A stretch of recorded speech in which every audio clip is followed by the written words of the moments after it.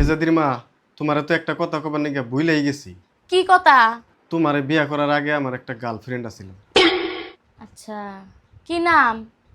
নূরবানু। ও, তা কি হইলো?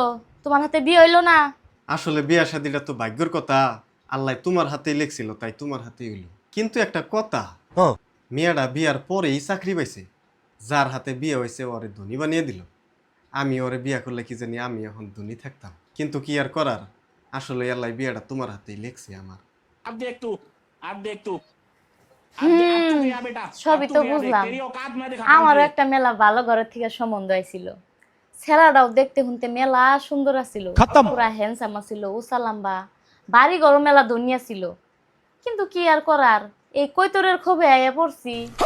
ছেলেটারও ইনকাম মেলা সুন্দর আছিল, কিন্তু কি করবো আর, আল্লাহ কপালে লেখছে তোমার নাগাল বেরোজগার একটা জামাই জুড়ছে। কিন্তু কিছুই না, তাও আমি খুশি আছি। আর আসলে তোমার কপাল ওই ভানুটা আমি গুন্যে জুড়ান না চাল। Matarik ko, pai.